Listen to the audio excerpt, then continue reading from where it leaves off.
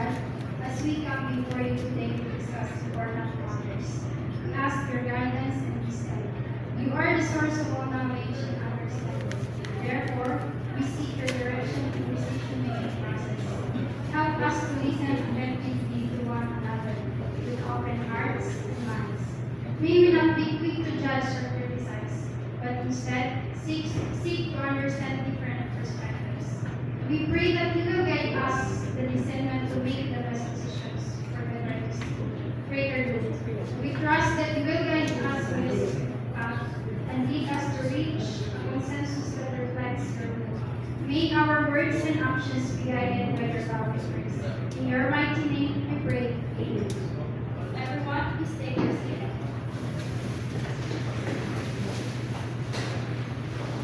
May the Secretary call the roll of the present council members. Madam Chair, the Honorable Ambat, Honorable Castro, Honorable Macapao, Honorable Maguan, Honorable Sismar, and Honorable Quezon. Madam Chair, there are 10 members present, one absent, and no members of the legislature. Thank you, Mr. Secretary. With 10 members present, one absent, and one member on official leave, the chair declares the presence of a quorum. Majority Floor Leader. Madam Chair, I move to dispense the reading of the previous minutes and consider the same as approved. There is a motion from the Majority Leader to dispense the reading of the previous minutes and consider the same as approved. Is there any objections or corrections? There being none, the motion of the Majority Leader to dispense the reading of the previous minutes is, at this moment, approved. Majority Leader. Madam Chair, I move to open the privileged hour, and I believe Honorable Macampao wishes to deliver a personal and collective privilege. Madam Chair, I move to recognize Honorable Macampao. The privileged hour is now open. Thank you, Madam Chair. I want to inform you about a communication letter from the Regional Director Council to the Economic Development Authority. During my recent visit to Manila, I addressed one of our concerns.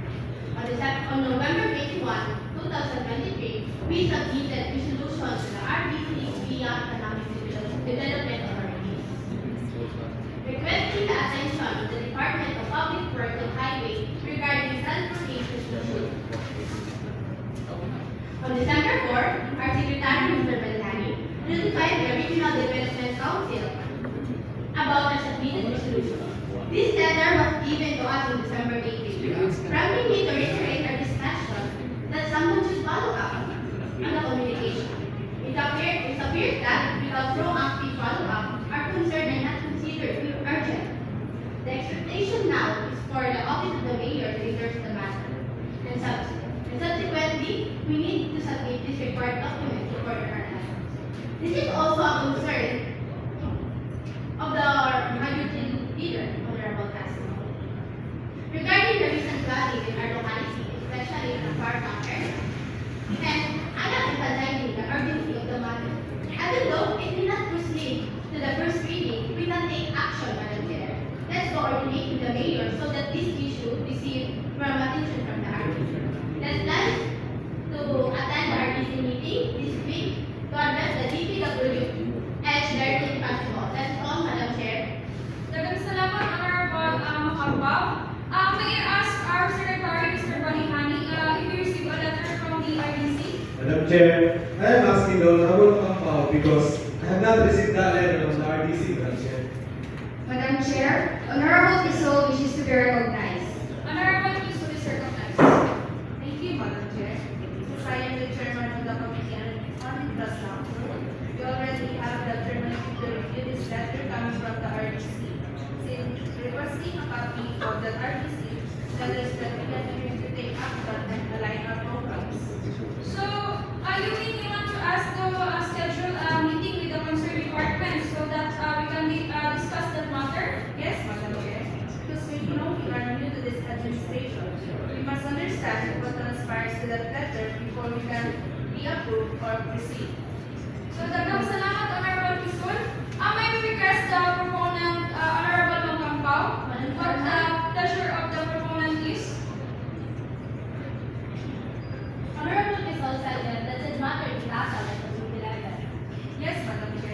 because we are blind to the need for the resolution or the letter coming from the RTC, since I am the new chairman of the infrastructure. Madam Chair? Yes, I am okay with that. However, I suggest we present this to the executive department and the mayor first. It is essential to clarify again what will happen with our presentation and the requested solution. I am unsure about the strategic value of the proposal. So it might be prudent to clarify it immediately. After that, we can inform the executive development about the solution so everyone is informed. I am open to scheduling a commission meeting to discuss this matter. Then, we can decide on the course of action based on the National Economic Development Authority for Yes, we can have it parallel, ma'am, so that we can refer this to the executive office. Then we can get to know how to solve the problem, Madam Chair. Okay, daghang salamat, Honorable Makapaw and Honorable Quezon. The majority floor leader. Thank you, Madam Chair. Madam Chair, regarding the issue, can we request the Mayor's office find out the resolutions we received from the RTC to make official post for our SE? Okay, thank you, Majority Leader. I believe the presiding officer would like to suggest that perhaps, so after our session, we can visit our local chief executive to discuss this proposal. So this way, in the next requirements needed by our Regional Development Council or the RDC, so we can address this now or during the first reading in the next session. So maybe Honorable Quezon suggestion is also good. So while we can address this agenda to the mayor, at least here in the Sangguniang Bayan, we can have a preliminary discussion. So the majority leader, Madam Chair, Honorable Magwan wishes to be recognized. Honorable Magwan is recognized. Thank you, Madam Chair, and to my colleague, Honorable Macau. Since our mayor, is a member of RDC, Yes? so what is he going to make? No, because not all mayors can involved in the RDC. Only serving officer are asked to participate if needed. So, not all mayors are required to attend. Only the designated officer. If any, Honorable Magwan. Madam Chair, you mentioned communicating with the executive department. I would like to engage them for as a resolution for official. Thank you. Daghang salamat, Honorable Magwan, the majority leader. Madam Chair, I move to recognize Honorable Smart. Honorable Sismar is recognized. Daghang salamat, Madam Chair. Regarding this matter, I believe government procedures for addressing community problems might take considerable time if submitted directly to the Regional Development Council. RCC is a higher level organization in the regional bureaucracy. I have in mind first referring the issue to the municipal level, outlining what happened, and then endorsing a copy for the provincial governor and the congressman. In terms of government funding, Madam Chair, it usually comes from the lower level rather than directly from the national government. Therefore, the concern should be addressed first in the next higher level, beyond the municipal government, which is the provincial governor and the representative in the House of Representatives.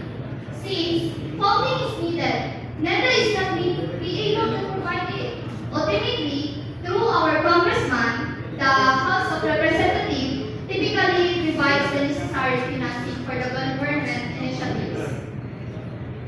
Madam Chairman. Yes, what is the pleasure of Honorable Makapaw? I would like to reiterate and emphasize that the communication from the regional director is now updated. As a director, Alvarez is no longer with the regional office. Nevertheless, it is stated here that the RDC is requesting an official endorsement of the resolution from the Honorable Municipal Mayor, duly acknowledging that the proposal is consistent with and support the local development and land use people. In other words, this is required by the RDC agenda. If we can provide the necessary endorsement, our resolution can continue practicing.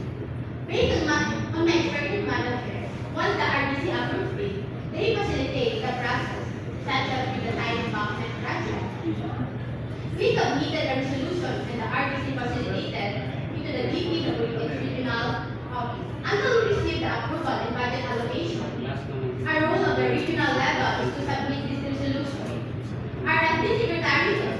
resolution without the mayor's signature. It looks like the resolution was treated as a pass through the office of the mayor, but it wasn't consistent, Madam Chair. The communication emphasized that it should be consistent, supporting the local development plan and land use plan, and requires communication from the mayor. Our chairperson suggested that we present this to the mayor. If possible, we should discuss this with the mayor, acknowledging there may have been a misunderstanding. This situation is unstructured because the resolution did not have the mayor's approval or signature, Madam Chair. It was carried to the Regional Development Council. This needs correction, and the mayor needs to inform. We need to discuss this with the mayor to clarify this situation. Whatever the mayor suggests, the parties should know our current status if we need to create another resolution. This matter requires attention, and we should engage in a conversation with the mayor so that she is aware that we have sent this resolution to the RDC and currently has lacked their approval or signature. Madam Chair. Dagang salamat, Honorable Mapakwa. Was the local chief executive, Mr. Secretary, who signed the resolution? Madam Chair, the local chief executive did not sign the resolution because it originated from the Sangguniang Bayan. The RDC requests information from the local chief executive that it aligns with our local development plan. It is not necessary for every resolution to go through the mayor. The resolution approved by the mayor was returned to the Sangguniang for correction. Therefore, the LCD will not sign it except for appropriation ordinances, AIPs, adoption of AIPs, and other specific ordinances. Dagang salamat, Mr. Secretary. To clarify, Honorable Makampaw, for resolutions, there's no need for the local chief executive or the LCE to sign them because this resolution originates from us. So based on the RDC's reply, they didn't specifically state the resolution. So confirming that it aligns with the programs and priorities of our local government. So I believe the proponent and the chairman of the committee on the infrastructure could perhaps spearhead a discussion with the mayor. So we can inform her that we have submitted this resolution to the RDC. And they have replied, indicating they are awaiting the mayor's endorsement for implementation. I think there's no need to pass another resolution for this purpose. Dagang salamat, Mr. Secretary, the Majority Leader. Madam Chair, Honorable Sismar wishes to be recognized. Honorable Sismar is recognized. Madam Chair, I'd like to ask the proponent if this concern or matter is included in AIP or Annual Investment Plan of the municipality. The Sangguniang Bayan approves the Annual Investment Plan and the municipal mayor. If it is already included in AIP, we resent the same support of that resolution, including the marginal letter from the mayor. Including this resolution does not necessarily passing another resolution for that matter, Madam Chair. Yes, that's correct, Honorable Sismar. In their RDC's reply, it is evident that they only need an official endorsement. So there's no need for us to pass another resolution. So the Majority Leader. Honorable Makampaw wishes to be recognized again, Madam Chair. Honorable Makampaw is recognized. Okay? May I respond to Honorable Sismar's remark concern included in the annual investment program? Yes, it is included in the AIP, but an external source does not entirely fund it. So, responding to this concern at the executive level within easier sense is a part of the AIP for 2022. Okay, thank you, Honorable Makampaw, the Majority Leader. Thank you, Madam Chair. I attended in Manila, which pertains to economic development. I want to share what was discussed in our sector. The function of the commercial area in the municipality of Monteverde, which we aim to grow and expand, will create more business opportunities of our town. We already have malls that are set to be established here. These are significant investors that can boost our economy. The issue we're facing in Monteverde is the space limitation due to the mountainous geographical landscape. It hinders the expansion of commercial areas, and the change is finding available land because we can expand in Monteverde. It's already congested. That's why it's crucial to address the expansion issue. This was discussed also in the ELA in Nova City as part of the executive and legislative agenda and our town's progress. We need to be expanded to create a commercial area because Monteverde itself, when developed, can be a significant retail area. This is a long-term plan, but it is essential to include it in the CBD plans. I also want to bring up our Metro officers' concerns about climate change. We can immediately elevate the road and construct canals in the strategic areas, even if it's only half of it, because this is where flooding usually occurs. This will provide a quick solution to prevent flooding in the place. It should be a priority, and there should be a long-term plan to build houses along the river. However, if we can include this in the CBD plans, it can be developed as part of the building zone, and we can declare it as a tourism site. We need to include this in our municipal development to globally brand and make Monteverde competitive. This will be recognized in our region and the entire Philippines. That's all, Madam Chair. Daghang salamat, Honorable Majority Leader. Perhaps, Madam Chair, I request we don't extensively debate this since you were supposed to be present during my reporting.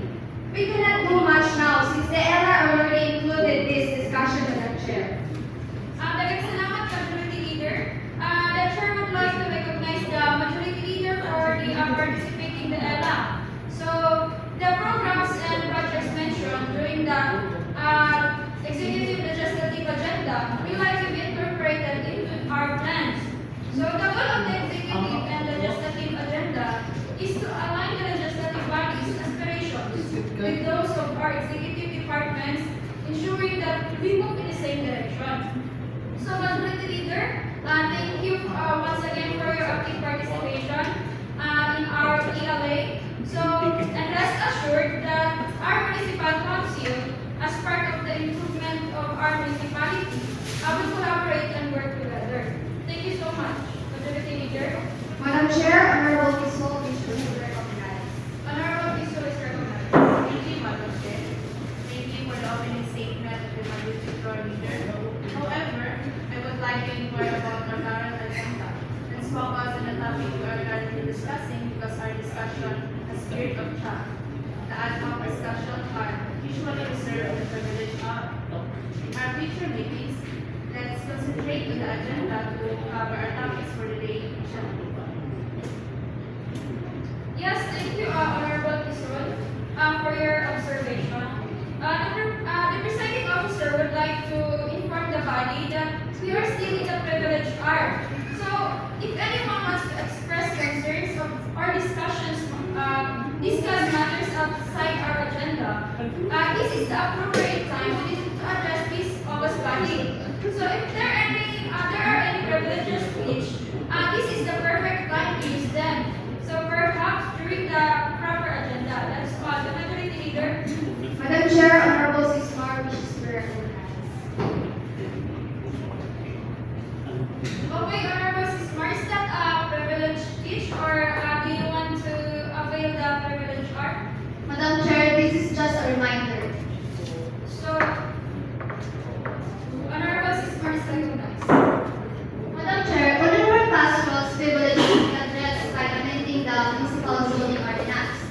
This is the most effective way to tackle the multi-faceted problems of the municipality. Highlights that require environmental solutions.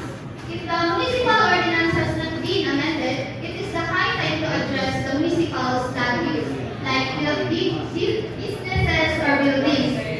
It should comply with the municipal land use plan. Without adherence to it, if the investor may misinterpret the municipal land use plan, I would suggest, Madam Chair, that initiative on this matter may be fully addressed so that all the concerns verbalized by Honorable Castro can be incorporated into the newly amended plan. For instance, making the paradigm and is a strategic move despite its clarification as agricultural land. In establishing housing in that area represents the amendment of the municipal former land use plan. Including these updates in our ART will enable us to move forward, providing solution to the current challenges faced by our municipality.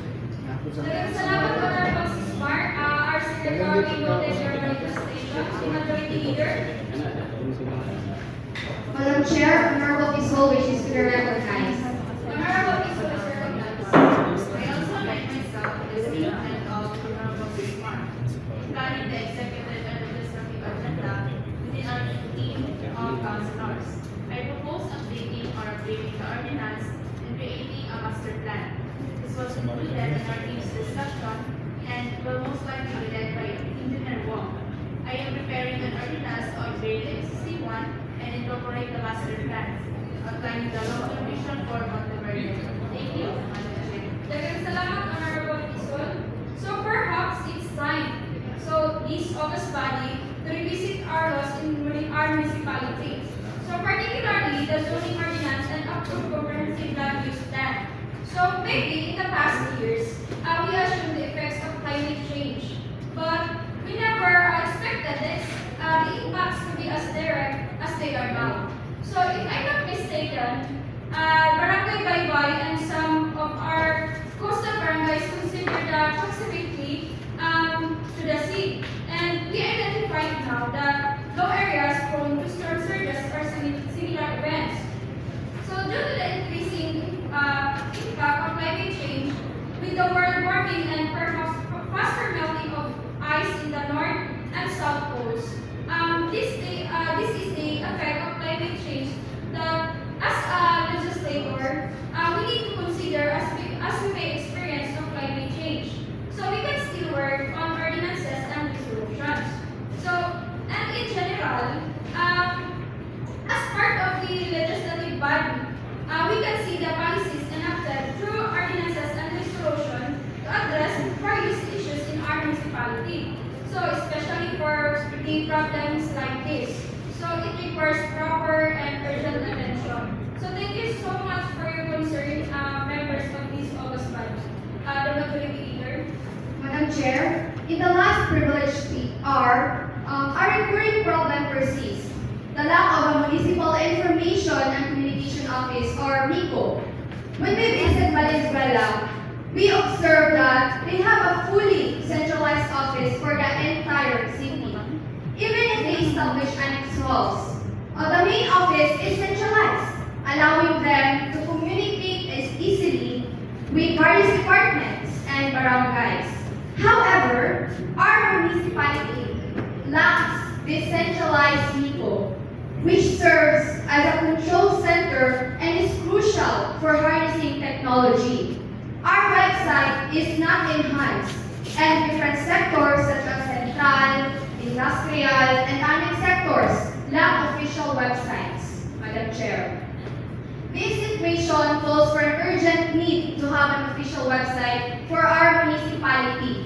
To achieve this, it is essential to establish an office, purchase equipment, and plan the integration of various government units.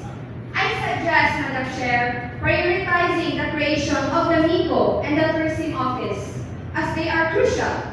A MICO would centralize and facilitate multiple functions such as job hiring, promoting tourist destinations, and promoting municipal projects, resolutions, and population data. Creating an office to manage website will serve as a control center for our municipality, Madam Chair. That's all. Daghang salamat, Majority Leader. Any other privileged speech or Majority Leader? Madam Chair, Honorable Samo wishes to recognize. The Honorable Sam is recognized. Thank you, Madam Chair. I rise before you today to express my deepest gratitude to Vice Mayor Stephanie Bautista Lubama. Gracious for extending the warm and generous gestures of allowing us to utilize the Malitas and Commission section of our parliamentary session, which was a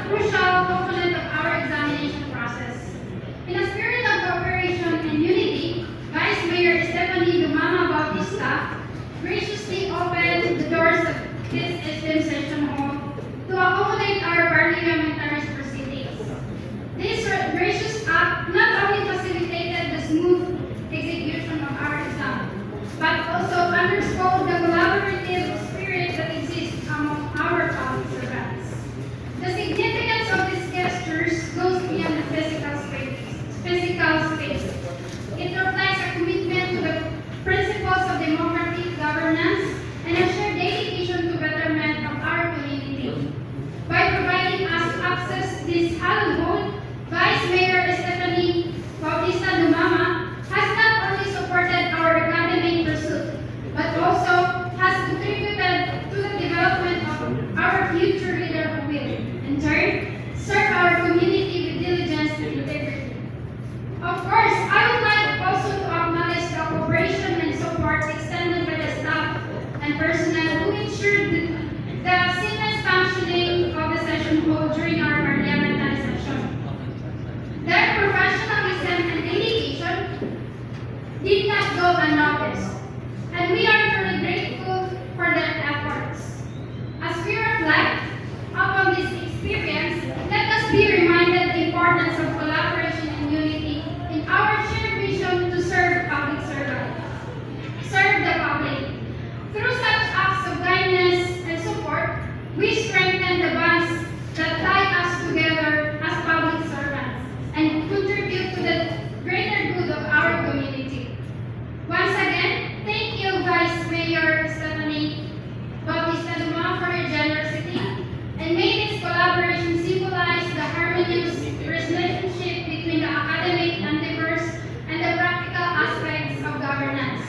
Together, we can build a brighter and more prosperous future for the people we are honored to serve. I move, Madam Chair, that this august body will hand over a certificate of appreciation and a token of gratitude to Honorable Vice Mayor Stephanie Bautista Dumama. Maraming salamat po. Thank you so much, Honorable Samo. Any other interpellation, Majority Leader? Honorable Camacho wishes to recognize you. Honorable Camacho is recognized.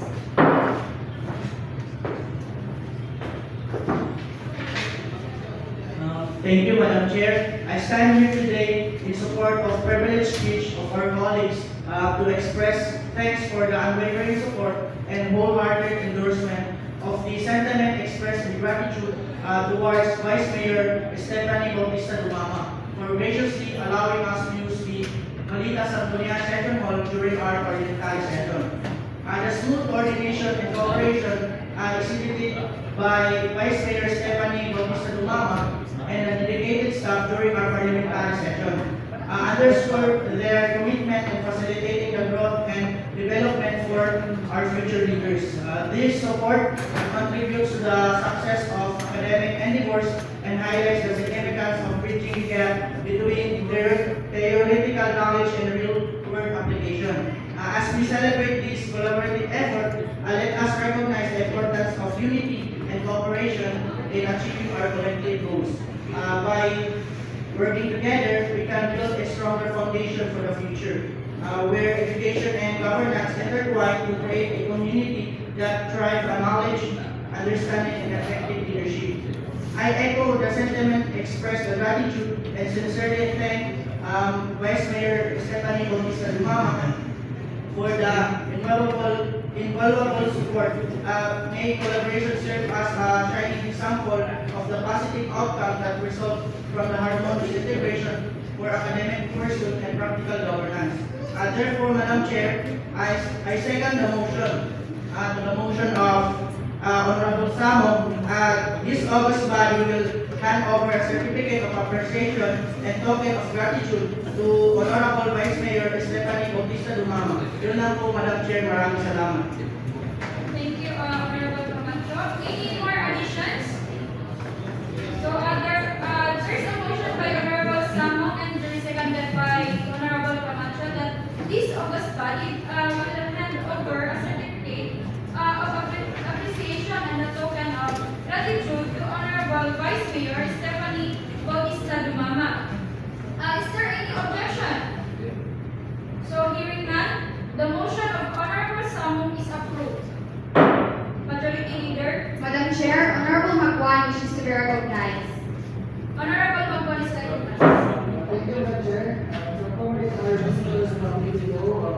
I am moving to suspend the rules.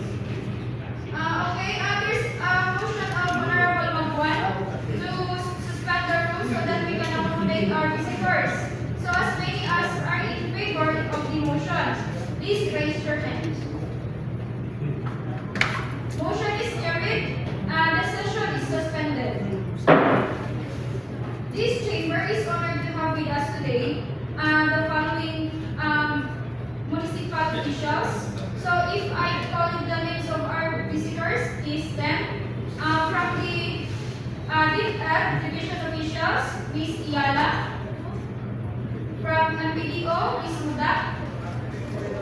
From the municipal treasurer, Ms. Como. From the municipal assessor, Ms. Ando. From Manila District Supervisor, Ms. Carrasco. And Mr. London from Manila Teachers Representative. Welcome. To Majority Leader. Madam Chair, I am moving to resume the rules. As we continue our business, I will move, Madam Chair. The session is now in order. Majority Leader, let's proceed to the first reading and referral. Thank you, Madam Chair. First item under first reading. Resolution concurring the appointment of Ms. Andok as Municipal Administrator. Referred to the Committee on Waste, Means, and Human Resources, Madam Chair. Majority Leader. So, are there any certified urgent requests? None, Madam Chairman. Okay, may we proceed to the first reading? Anyone who wishes to ask? So, the first item, resolution concurring the appointment of Ms. Daca as Municipal Administrator. Is she around or is she appealing to the session? Mr. Secretary? Madam Chair, I did not call her yet. Last session, we invited her.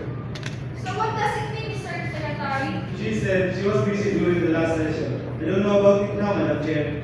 So can we try to communicate with the duly appointed Municipal Administrator to attend this session so that this August body can act to this matter? So as our visitor is not yet around, may we proceed to the committee report, Majority Leader? Madam Chair, we will proceed with the next item on our agenda, the committee report. I now directed the Majority Leader to proceed for the reading in plenary. Majority Leader, the floor is yours. The first item under committee report is the review of the barangay budget and annual investment plan for calendar year 2024 of the following barangays: Barangay Cafetal, Barangay Almendro, Barangay Isidro, Barangay Nube, Barangay Cascada, and Barangay Aventura. May we ask the pleasure of the Chair Committee on Finance, the Honorable Samo. Thank you, Madam Chair. Since it was 7 months ago when the barangay is expected to submit their rate item and barangay budget for calendar year 2022 for review, perhaps based on the specific rules, we can consider this as approved. So to conduct a committee hearing as part of the budget preparation process for the barangays, we have invited department heads to review their respective budgets. So, ma'am, from my perspective, is there any our processes in the past councils that were not followed? Perhaps it's our time to take action on what is right and rectify what needs correction. So, if there are any suggestions from us, let's propose this so that any mistake can be addressed promptly and prevented from recurring. The Majority Leader, Madam Chair, Honorable Ahmad wishes to be recognized. Honorable Ambat is recognized. Thank you, Madam Chair. We discussed this in overseas. That's the situation. Ms. Kumo was also present. She was our speaker. So there has been progress in addressing the issues related to preparing this budget because we no longer want it to be revisited due to the identified coding concerns. Daghang salamat, Honorable Ambat. I will reiterate to the barangay captains that our submission has a deadline, Madam Chair. Daghang salamat, Honorable Ambat, the Majority Leader. Madam Chair, Honorable Sismar wishes to be recognized. Okay, Honorable Sismar is recognized. Thank you, Madam Chair. I will understand your concern. According to Local Government Code The barangay budget review is instead the Sangguniang Bayan's responsibility. The barangay should enact the barangay budget and the submission for review should be directed to the Sangguniang Bayan. No provisions indicate that the barangay budget should pass through the other departments. Furthermore, it is a motion to emphasize the importance of the timely submission. Again, according to local government code, the mayor, governor, or barangay captain must submit the proposed budget by October 16 each year. Deliberation should commence within the year, and if no budget is approved for barangay or municipality, it will automatically be enacted. If the budget is submitted after December 21, it will consider enacted. Communicating this information clearly to all concerned parties to ensure the complainants with the established procedures and timelines may be held. Madam Yes, Chair. thank you, Honorable Sismar. Madam Chair, previously there was no coding identified for any programs and activities or the PPAs. So the current confusion regarding the introduction of coding is new and has caused uncertainty. So, may we give the floor to Mr. Secretary? Madam Chair, I think the issues arises because the barangay is preparing the budget simultaneously with an investment program, which is not the correct procedure. The AIP should be prepared beforehand, not concurrently with the budget. The Municipal Planning and Development Coordinator is responsible for reviewing the AIP and should not be reviewed alongside the budget. This may be the reason for the confusion, as they are being processed together when they should be handled separately. Thank you, Mr. Secretary.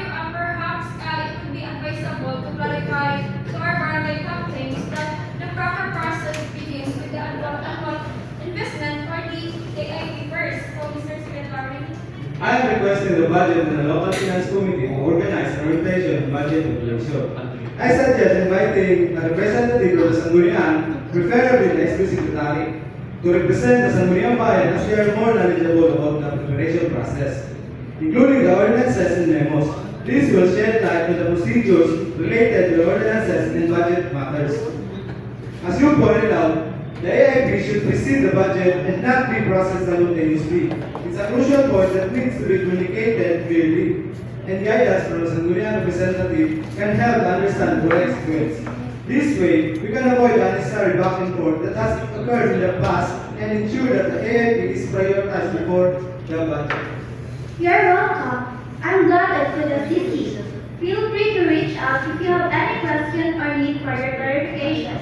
Best of luck with your ABC meeting, and may it lead to a more streamlined and effective budget preparation process. Thank you for addressing these critical matters and consistently following proper procedures. So I'm glad that we discussed and clarified the reasons for project delays during your conversation. So thank you for sharing this information with the Sangguniang.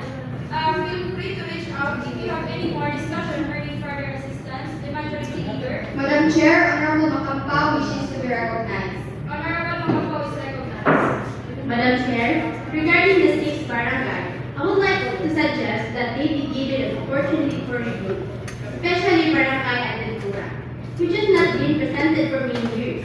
It may be worth considering that they pursue the current system as hindrance. Therefore, if possible, I suggest scheduling a special session for it. However, if we finish reviewing the barangay this afternoon, I propose scheduling the review for the 6th barangay next Monday afternoon. Okay, thank you so much, Honorable Makapaw. Duly noted by the SP Secretary. The majority leader, Madam Chair, go to item number 2.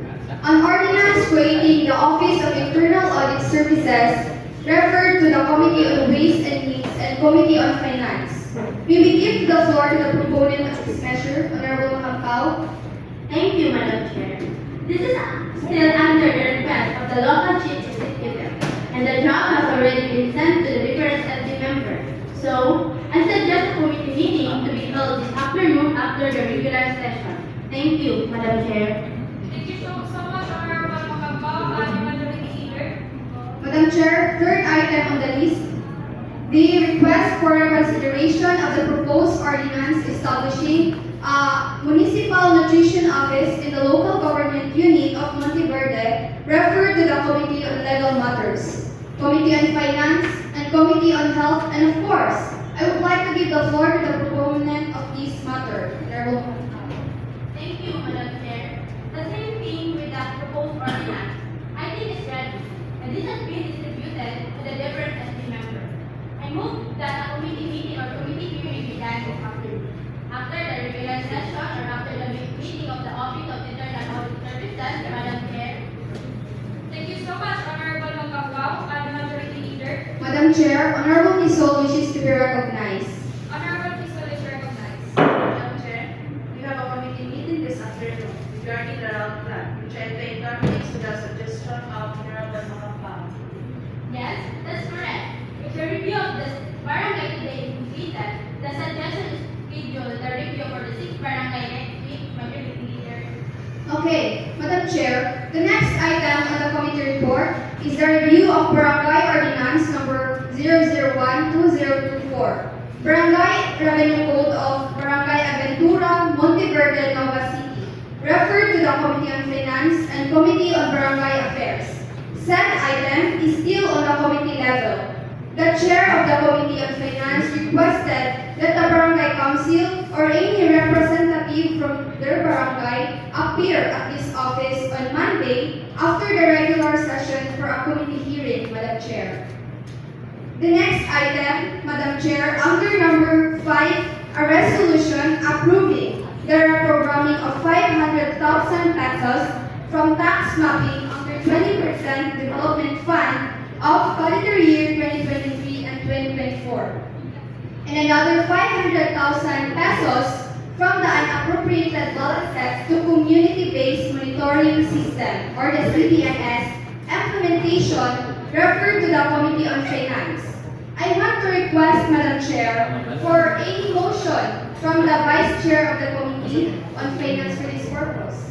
Thank you, Madam Chair. This morning, a due deliberation was done in the presence of the several resources persons in the financial character. However, it is under resolution.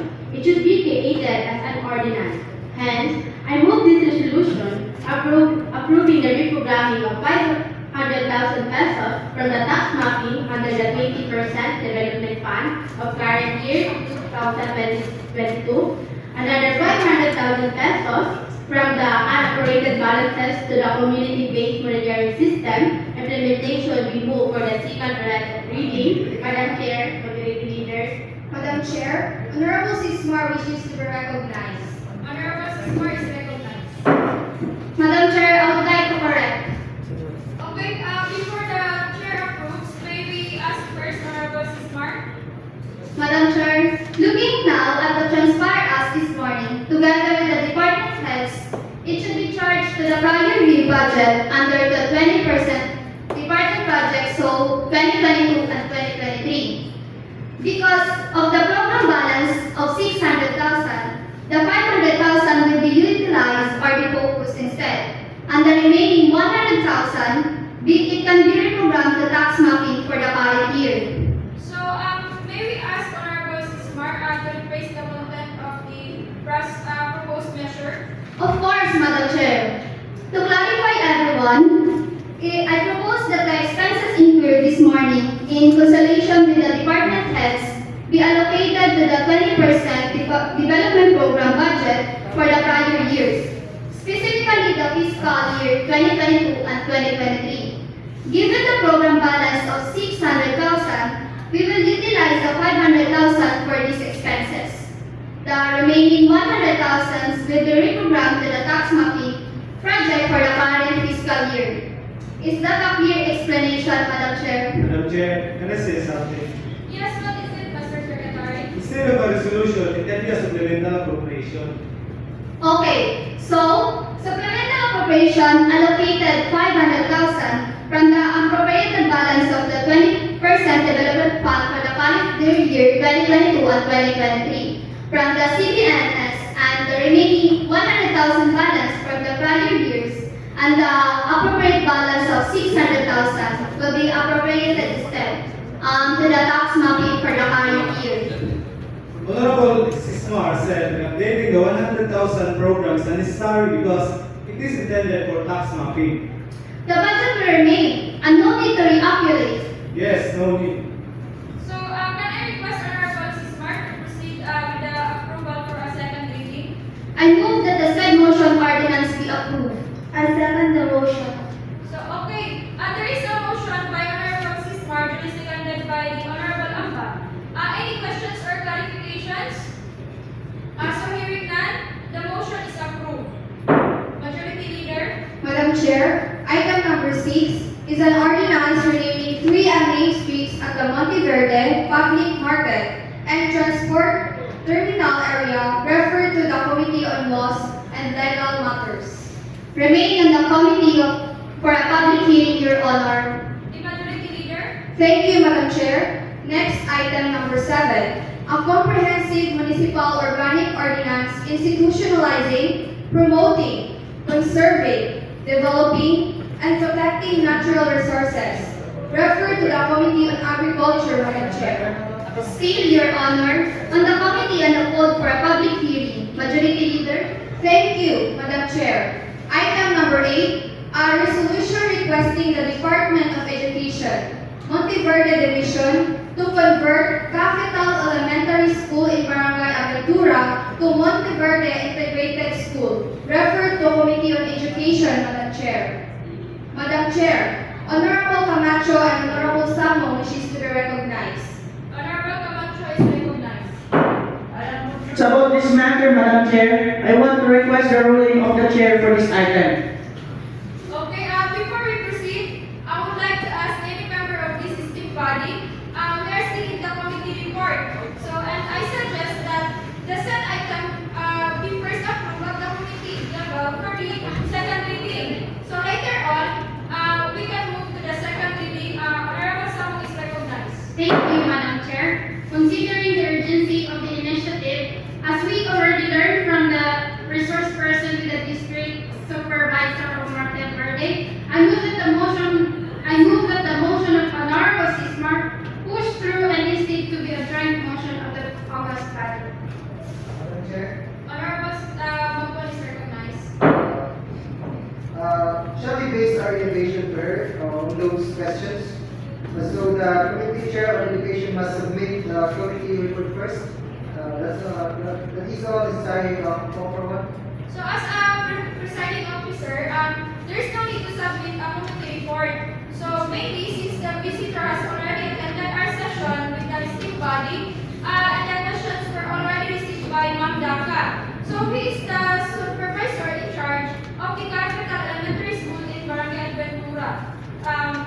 That's all. The Majority Leader? Madam Chair, Honorable Samu wishes to be recognized. Honorable Samu is recognized. Thank you, Madam Chair. Madam Chair, for the item number 8, I move for the resurrection of my previous motion last session, including the August body for this approval, Madam Chair. It's a joint motion. Okay, there's a joint motion approving from the resolution requesting the Department of Education, Monteverde Division to convert Capital Elementary School in Barangay Adventura to Monteverde Integrated School. So, duly seconded by all members of this August body. Therefore, said item is approved. Thank you, everyone. Majority Leader, next item. Okay, Madam Chair, item number 9, review of barangay ordinance providing for a revenue code of Barangay Aventura, Monteverde, Nova City. I refer to Committee on Finance and Appropriation. Said item will remain in the committee level. Also, we would like to request a representative form in this barangay to appear at this office the following Monday after the session for a committee meeting, Madam Chair. The next item is the resolution authorizing the municipal mayor to sign a memorandum of agreement with the provincial government of Monteverde for the implementation of community-based system or the CBMS, referred to the Committee on Finance and Committee on Ways and Means. Anyone who wishes to comment on this, well, this item will remain on the committee level because the memorandum of agreement is unavailable, Madam Chair. Madam Chair, let's proceed to the unfinished business. So, The next item in our agenda is the consideration of the unfinished business. So, Majority Leader, I direct you to present those items to the plenary for review and action. Madam Chair, first item, request of the MPDC to the local Sangguniang to review the local public transport route plan 2022 to 2024 of the municipality of Monteverde. Does anyone wish to comment? Madam Chair, Honorable Samong wishes to be recognized. Honorable Samo is recognized. We have a schedule for a committee hearing this afternoon, Madam Chair. So, the item is still in the committee level. The Majority Leader, Madam Chair, item number 2, resolution authorizing the municipal mayor, Honorable Bigan, to enter into a memorandum of agreement with the Anti-Red Tape Authority, represented herein by the Director General, Secretary Dennis S. Abigsal. Anyone from the members? As the members agreed with our visitors' presence earlier, said item will remain at the committee level. Madam Chair, can we refer to the Information Committee? so that's a good suggestion, Majority Leader. In our next regular session, I suggest that said item remain at the committee level and be referred to the appropriate committee. So the Committee on Communication and Information. Nagsasalamat, Majority Leader. Business for the day, second reading. The Majority Leader. Madam Chair, the first item is the resolution that has been reiterated by Honorable Ambag regarding the CPMS. May we request Mr. Secretary to read the title for proper disposal of this measure? Budget allocation for development project. So, thank you, Mr. Secretary. We are still in the second reading. Therefore, said item is subject to questions, deliberations, and objections. So, said item is now ready for deliberation. Anyone who wants to question? So, just raise your hand. So, having none, I would like to ask someone to approve the measure. Honorable Samong is recognized. Madam Chair, I move to approve the CPMS ordinance. So, there is a motion of Honorable Samong to approve such measure, an appropriation ordinance duly seconded by Honorable Camacho. So, is there any questions or objections? So, hearing none, said motion or approval of the appropriation ordinance is hereby approved. Item number 2, the resolution requesting the Department of Education, Nova City Division to convert Capital Elementary School in Barangay Adventura to Monteverde Integrated School. So said item is the second reading. Ms. Daca is ready to accept for deliberation. Honorable Samong is recognized. Thank you, Madam Chair. Since the resource person has been invited and due to the urgency of this matter and certified urgent and necessary by our mayor, I will move for the approval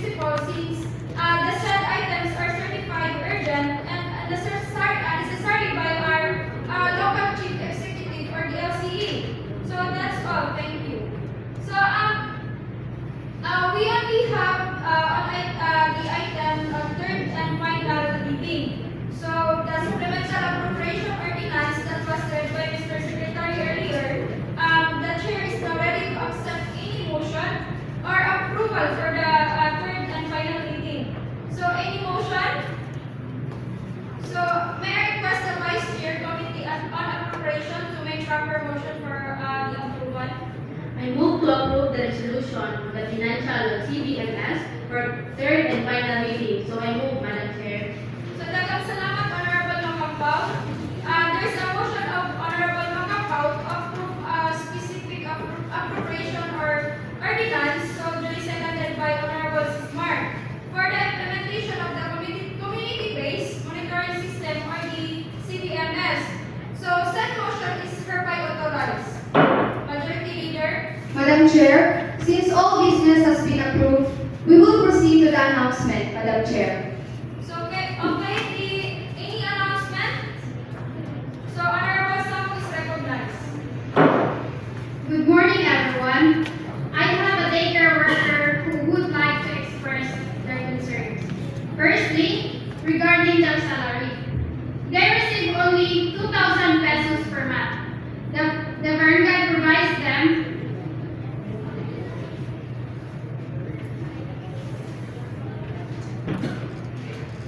1,500 pesos, but it's still 3,000 pesos short. They would like also to discuss this matter here. Secondly, they are job order worker and are currently not receiving their salary. Madam Chair, the daycare workers only receive compensation for the 1 hour and get 2,000 pesos from the municipality. However, the amount depends on the barangay and that's their total compensation. Even though they conduct classes for 1 hour in a barangay, they have an allocation for 10 months, but they don't have received any funding for 2 months. Madam Chair, Honorable Sammo wanted to be recognized again. Yes, Honorable Sammo is recognized. Thank you, Madam Chair. Perhaps it would be good to consider that as a manifestation. If acceptable, the esteemed body can assist during the privilege hour rather than include it in the announcement. No, earlier I couldn't attend because I had a class. So let's include it in the privilege hour. Perhaps necessary documents need to be discussed and it falls under the privilege hour. That's fine. We can include it in the privilege hour. You mentioned it earlier, but I couldn't attend because I had a class. So, yes, because we could not attend, he couldn't catch up. So, as mentioned in our minutes, Honorable Camacho, are you planning to pass a resolution for an ordinance? Madam Chair, it will be brought to the Committee on Education then. So, may we ask the chairman of the Committee on Education that actions can be taken? Honorable Sammo and Honorable Camacho earlier suggested regarding our daycare workers. So, if they want to bring their concerns about their compensation to the Sangguniang Bayan, it seems they want to increase. So, what are the possible ways we can assist them? So, I asked the proponent if it could be done through a resolution or ordinance. So, perhaps we can also discuss this with the mayor to explore increasing their honorarium. It depends on the mayor since there is a budget for 2023, Madam Chair. Thank you, Honorable Sammo. Perhaps I will suggest to proponent that they create a written request to submit to the mayor for this purpose. So when LGUs, especially mayors, may entertain verbal requests. So it is generally more effective to have a written appeal. So this way, it can be addressed appropriately and serve as a formal record. So, okay, any other announcements? So, having none, any motion for adjournment, Majority Leader? I move for the adjournment, Madam Chair.